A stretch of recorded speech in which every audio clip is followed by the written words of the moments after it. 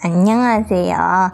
저는 딸기만두 딸입니다. 오늘 엄마가 읽을 책은 어른으로 산다는 것. 작가 김혜남. 출판사 걷는 나무입니다. 낭독을 허락해 주신 출판사 선생님 고맙습니다. 듣고 계신 이모, 삼촌 감사합니다. 구독, 좋아요 눌러주세요. 감기 조심하세요. 또 만나요.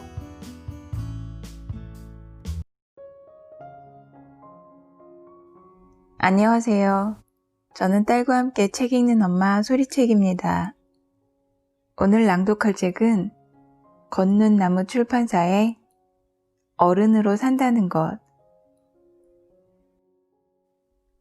작가인 김혜남 정신분석 전문의 선생님은 30살의 심리학에게 묻다라는 저서로 이미 많은 이들에게 알려져 있습니다. 몸은 어른이지만 마음은 아이인 사람들을 위한 따뜻한 카운슬링. 그녀는 어른으로 사는 게 두렵다며 마음속에 상처 입은 어린아이가 울고 있는 건 아닌지 살펴보아야 한다고 말합니다. 인간관계 때문에 너무 힘들면 끝내 싸우고 돌아서게 됩니다. 관계를 끊으면서 서로 더 큰 상처를 입게 되는 것입니다. 그렇다고 억지로 관계를 좋게 만들려는 노력 또한 관계를 더 어긋나게 만들 뿐입니다. 그럴 때는 애쓰지 말고 거리를 두십시오. 둘 사이에 간격이 있다는 것은 결코 서운해할 일이 아닙니다. 그것이 얼마나 서로를 자유롭게 하고 행복하게 만드는지는 경험해 보면 바로 깨닫게 될 것입니다. 이 책은 2006년에 발간한 책의 개정 증보판으로 5년 동안 독자들이 궁금해했던 질문들을 정리해서 새롭게 구성하였습니다. 총 7장으로 구성되어 있는 이 책은 첫째, 내맘 같지 않은 사람들, 내 뜻대로 안 되는 세상. 2. 혹시 당신도 어른으로 사는 게 두려운가? 3. 제2의 성장통을 겪고 있다면. 4. 왜 나만 우울한 걸까? 5. 힘들 때 굳이 어른인 척 하지 마라. 6. 정신분석에서 배우는 나이듦의 지혜. 7.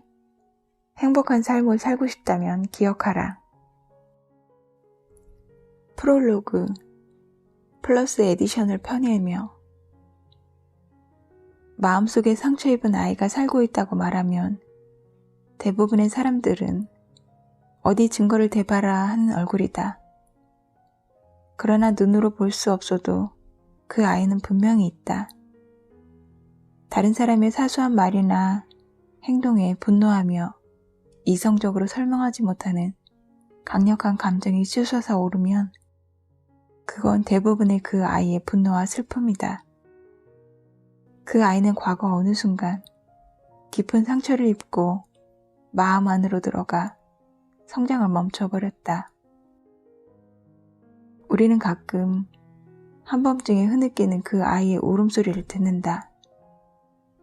두려움과 불안에 가득 찬 그 아이는 지금까지도 때때로 꿈속에서 괴물에게 쫓기며 달리고 또 달린다. 사람들은 자신이 경험한 것의 진실을 알고 이해하고 싶어 하지만 반면 그것을 피하고 싶어 하는 욕구도 갖고 있다. 그런데 과거에 슬프고 괴로운 기억이 있는 경우 사람들은 대부분 진실을 회피하며 침묵해버린다. 그러나 침묵은 상처를 치유하기는커녕 마음속 상처 입은 아이의 분노만을 키운다. 진정 그 아이의 고통을 어루만져 달래고 멈춰버린 성장을 계속하게 하려면 그 아이가 마음껏 울 수 있도록 해줘야 한다. 어디가 아팠는지 말할 수 있도록 도와주어야 한다. 아이가 자기의 상처를 내보이고 거기에 약을 바를 수 있도록 해줘야 하는 것이다. 우리는 그렇게 과거의 상처가 아무는 데 필요한 제2의 성장통을 겪는다. 한 아버지가 있었다. 알코올 중독의 성격 이상자인 그는 어린 딸을 학교에도 보내지 않고 모질게 학대하며 돈벌이를 시켰다. 아버지가 두려워 도망치지 못한 딸은 고통을 견디다 못해 마음의 병을 얻게 되었고 결국 어른이 된 뒤 돌이킬 수 없는 죄를 짓고 말았다. 환자들을 대상으로 하는 사이코 드라마에서 그녀의 아버지가 죽는다는 설정을 하게 되었다. 연출가로부터 그 이야기를 듣고 그녀가 보인 반응은 놀라웠다. 갑자기 통곡을 하면서 무대로 뛰어올라가 절규하기 시작한 것이다. 아직 아버지에게 복수할 것이 많은데, 아직 아버지에게 할 말이 많이 남았는데 벌써 죽으면 어떻게 하냐고. 나를 비롯한 모든 사람들이 울음을 참지 못했다. 그녀가 그동안 얼마나 고통스러웠는지 알고 있었기 때문이다.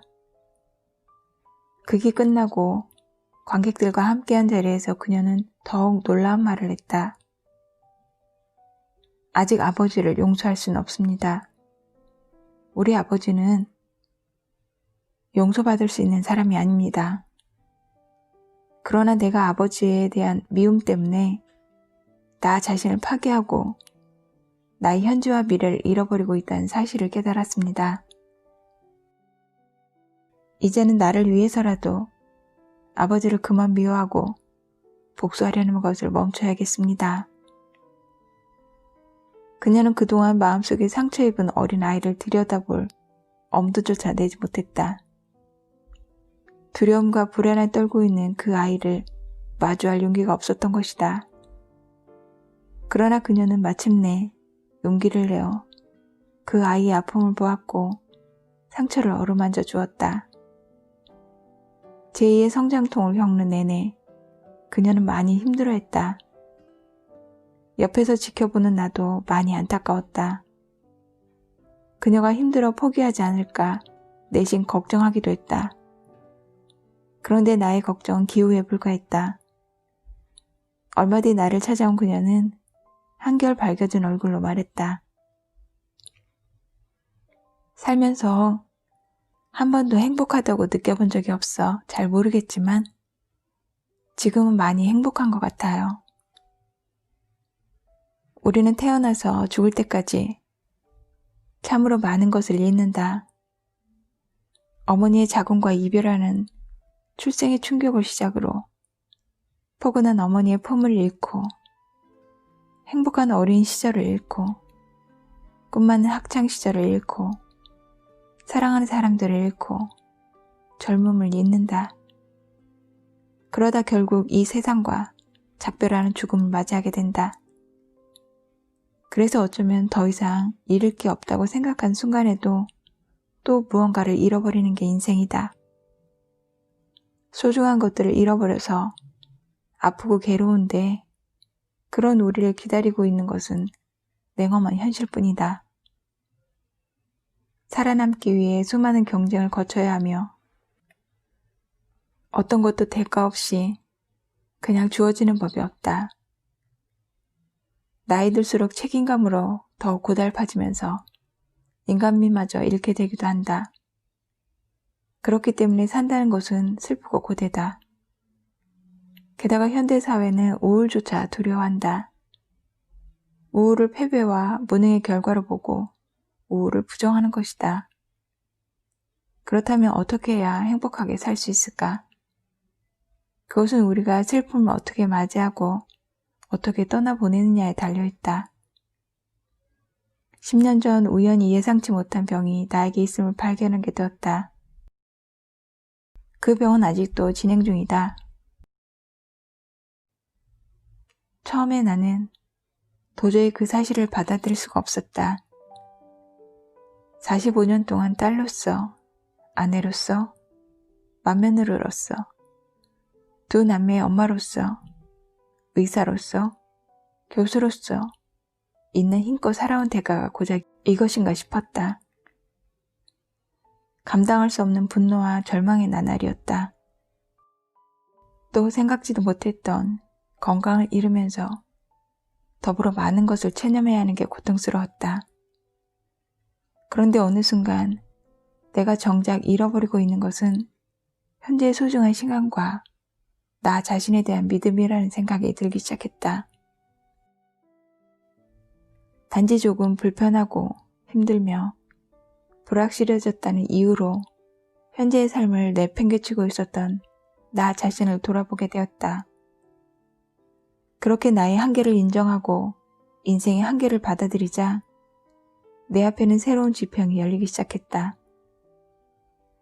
어른으로 사는 것은 결코 슬픈 일이 아니다.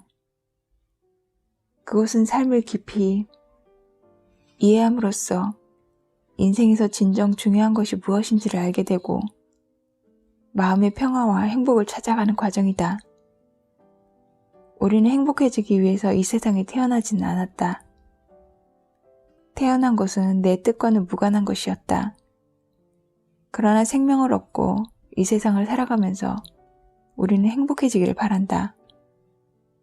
그것이 결코 지나친 욕심은 아니다.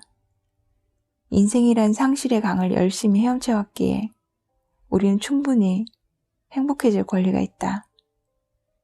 그것은 그저 나를 짓누르는 과거의 무게와 나 자신에 대한 지나친 기대를 조금씩만 덜어내도 얻을 수 있다. 문득 내 마음 안에 있는 상처 입은 아이가 사랑스럽게 느껴진다. 그 아이를 사랑스러운 눈길로 다독이자 어느새 보채던 아이가 새근새근 잠이 든다. 그 아이에게 필요한 것은 다른 사람의 사랑이 아니라 바로 나 자신의 사랑이었던 것이다. 내가 좀 더 그 아이에게 너그러워진다면 그 아이는 멈추었던 성장을 계속해 나갈 것이다. 듣기 싫지만 많이 하는 말, 나의 값에 대하여. 우리는 우리에게 주어진 인생이란 시간을 날마다 조금씩 먹어치운다. 그러다 보니 내 안에는 그동안 먹은 시간의 무게가 차곡차곡 쌓인다. 우리는 이 무게를 나의 값이라고 한다. 그런데 세상은 나에게 먹은 밥값을 하듯 나의 값을 하라고 독촉한다. 심지어 야박한 세상은 내가 나이를 셀 수 있을 정도만 되면 바로 나이 값을 들먹인다. 그래서인지 웬만큼 나이 들기 시작하면서부터 많이 듣는 말 중에 하나가 나이 값 좀 해라다. 동생과 싸울 때는 형이면 형답게 나이 값 해라 하며 핀잔듣기를 쓰고 어릴 적 하던 대로 장난을 좀 치려 해도 나이 값 좀 해라 하는 불호령이 떨어진다. 어른이 되어 유치한 행동이라도 할라치면 사람들은 나이 값도 못한다라며 인상을 쓰고 노인이 되어 사랑에 빠지면 나이 값도 못하는 주책이 되어버린다. 내가 먹고 싶어서 먹은 것도 아니고 달라고 한 적도 없는데 세월은 자기 멋대로 내 안에 들어와 놓고 이제 그 값을 내라고 나를 옥죄인다. 마지막에는 그 나이 값을 대신 내놓으라는 듯 나의 목숨을 거두어간다. 그러고 보면 세월은 참 매정하고 잔인하다. 나를 먹여주고 재워주던 부모님은 내가 어른이 되면 이제 그만 나이 값을 하라며 나의 등을 떠민다. 이때 나이 값이란 그 정도 나이가 되었으면 이렇게 해야지 하는 기대치다. 그 기대치에서 얼마나 벗어났느냐에 따라 나이 값도 못하는 사람이 될 수 있고 나이 값을 하는 사람이 될 수도 있다. 그렇기 때문에 나이 값은 나에게 지워진 책임과 의무의 양과 비례한다. 우리는 흔히 아이는 아이다워야 하고 어른은 어른다워야 한다고 말한다. 이 둘을 가르는 가장 큰 기준은 자기 중심적인가 현실 중심적인가 하는 행동 방식에 있다. 다시 말하면 쾌락 원칙에 따라 행동하면 아이고 현실 원칙에 따라 행동하면 어른이다. 그래서 아이가 하고 싶은 것을 참으며 현실의 이모저모를 너무 깊게 생각하면 애 늙은이라 부른다.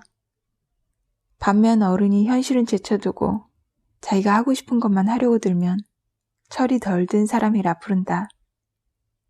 그러다 보니 아이들은 어른을 속물로 생각한다. 꿈도 낭만도 없고 오로지 현실적인 것에만 관심을 두는 재미없는 사람인 것이다. 어른은 어른대로 자기에게 짐 지어준 나이값에 짓눌리고 당혹해한다. 충분히 나이를 먹었으니 현실의 법칙에 순응하라 해놓고 안 그러면 나이값도 못한다고 욕하고 그에 충실하면 또 속물이란다. 이처럼 어린의 나이값에 대한 기대치는 막중하다.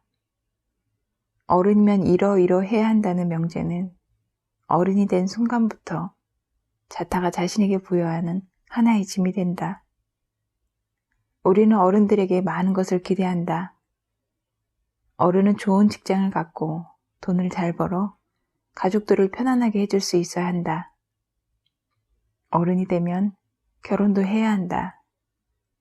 그래야 진정한 어른이 된다고 사람들은 말한다.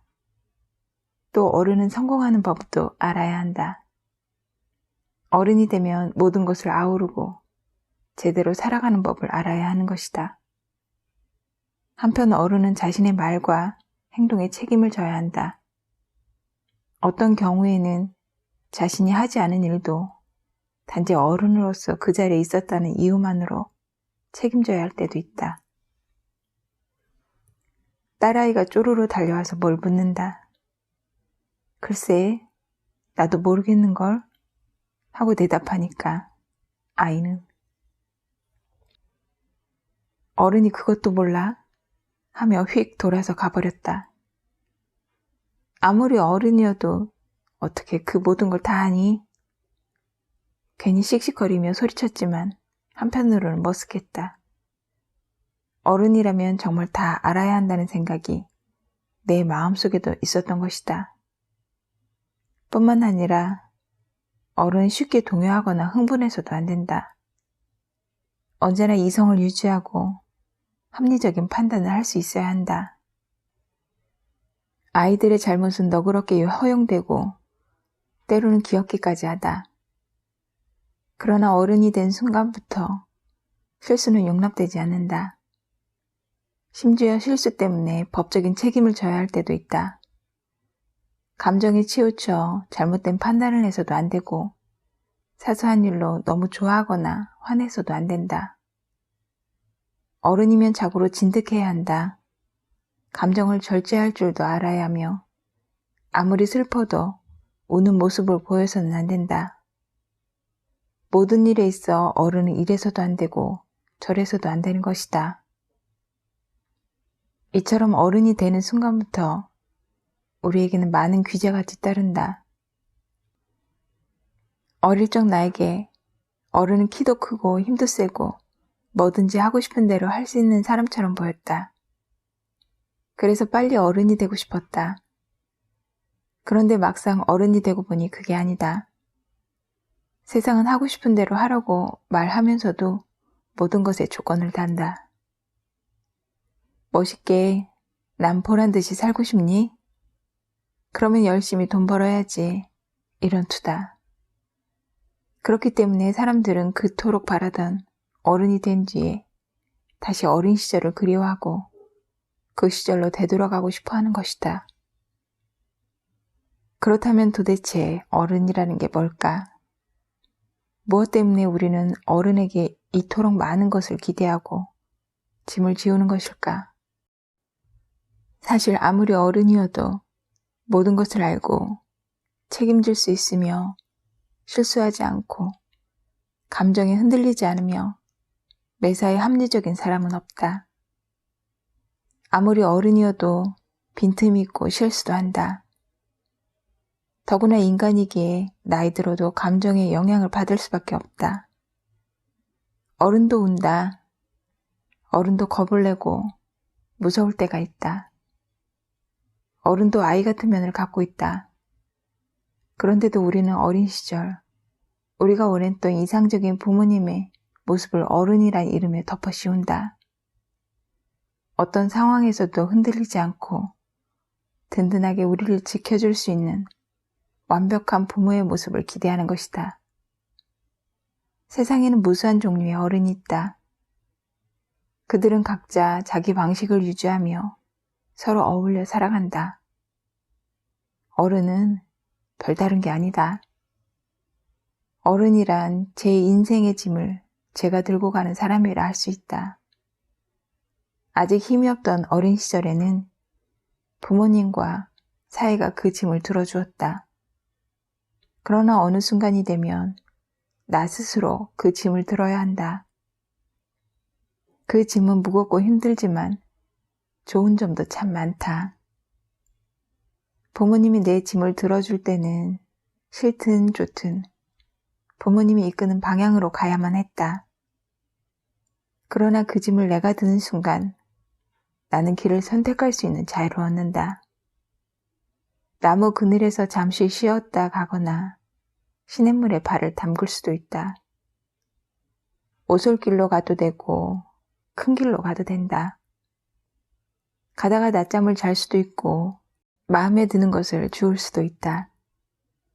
물론 그러다 짐을 잃어버릴 수도 있다. 그래도 어쨌든 내 선택에 의한 것이기에 기꺼이 책임질 수 있다. 내 짐을 내가 들고 인생의 방향을 선택할 수 있는 자유.